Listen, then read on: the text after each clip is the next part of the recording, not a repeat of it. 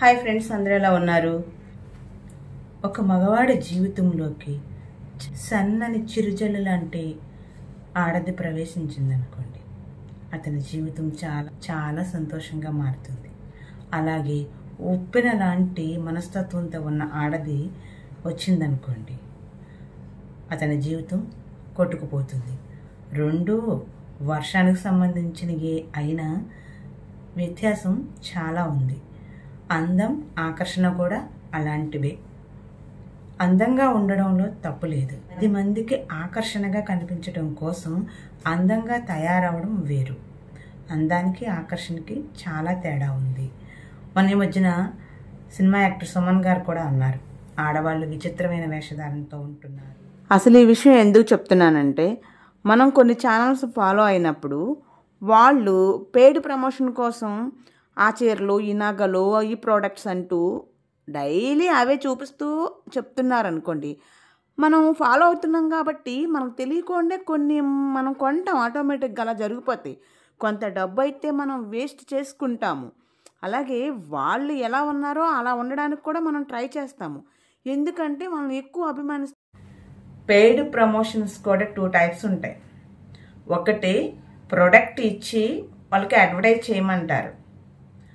2, product ఇస్తారు, వాళ్ళకి money కూడా ఇస్తారు అడ్వర్టైజ్ చేయడానికి, వాళ్ళు ప్రమోట్ చేయమంటారు. సో వాళ్ళకి లాభం చేసే వాళ్ళకి, అందుకనే వాళ్ళకి ఫ్రీగా వస్తాయి కాబట్టి ఫ్రీ ఫ్రీ ఫ్రీ ఫ్రీ అన్నీ వాళ్ళు చేస్తారు.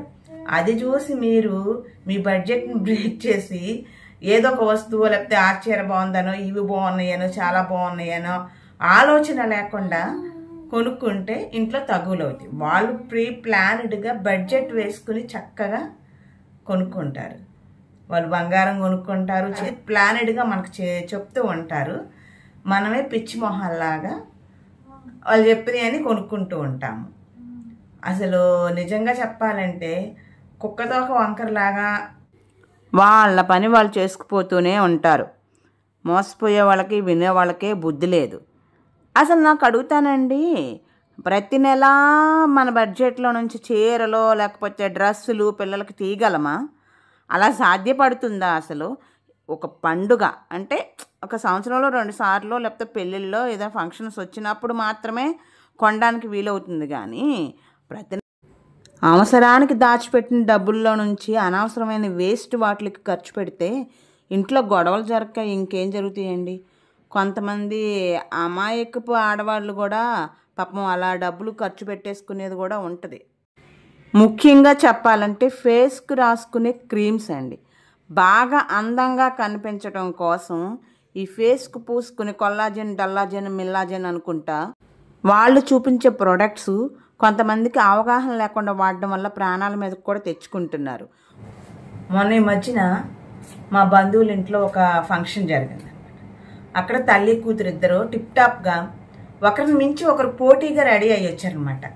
ఈ చమ్కీలు హ్యాంగింగ్ అయ్యాయి, బ్లౌజు బ్యాక్ సైడ్ హ్యాంగింగ్ అయ్యాయి, ఇంకా జ్యువెలరీస్ కానీ.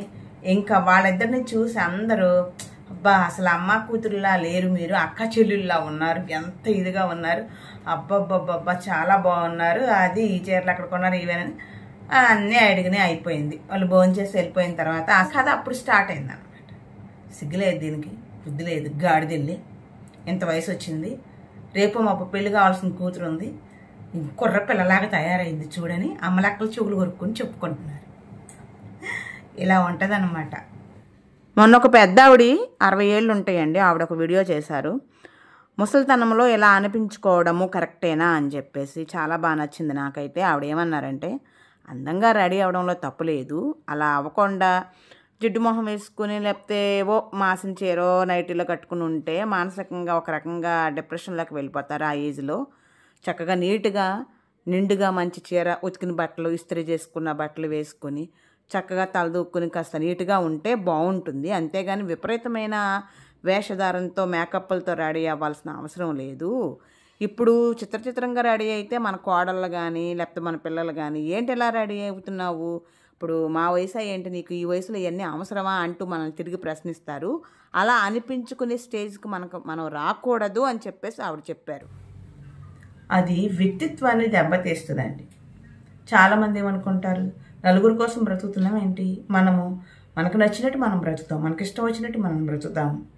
మనకు వయసుకి తగ్గట్టు మనం ఉంటే మనల్ని చూసి ఇంకొంతమంది నేర్చుకుంటారు. మంచి బట్టలు కట్టుకుని నిండుగా ఉంటే అది అందమే, అంతేగాని పిచ్చి పిచ్చిగా ఆ వయసులో మేకప్లు వేసుకుని నన్ను చూడండి, నా అందం చూడండి అని చూపించుకోవాల్సిన అవసరం లేదు.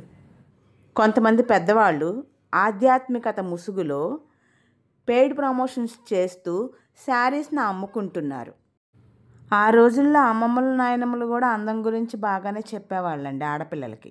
వాళ్ళు చెప్పే విధానం ఎలా ఉండేదంటే, సరైన ఫుడ్ తినమని, చక్కగా మంచిగా కడుపు నిండా తినవే, ఈ తోటకూర ఐరన్ ఫుడ్ అన్నమాట, ఈ నువ్వులుండలు పప్పుండలు ఇవన్నీ తీసుకోవడం, అలాంటివి తినడం వల్ల మీ అమ్మలాగా జుట్టు పొడవుగా ఉంటుంది, చక్క తెల్లగా అందంగా ఉంటావు, చూడు నేనంత బలంగా ఉన్నాను, ఈ వయసు వచ్చినా చక్కగా కండపుష్టి ఉంటుంది, బాగుంటుంది, అలా ఎలా అని చెప్పేసి ఇంట్రెస్ట్ని పిల్లల్లో క్రియేట్ చేసేవాళ్ళు.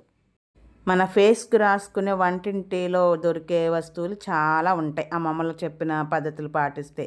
ఇప్పటికీ చాలామంది కూడా అవే పాటిస్తున్నారు. మంచి అనేది చాలా లేటుగా వెళ్ళద్ది జనాల్లోకి, చెడు అనేది చాలా త్వరగా వెళ్ళిపోద్ది. మంచి ఒకసారి జనాల్లోకి వెళ్ళిందంటే అది ఎప్పటికీ పోదు. సో ఈ వీడియో ఎవరికి ఎలా అనిపించినా ప్లీజ్ లైక్ చేసి సబ్స్క్రైబ్ చేయండి.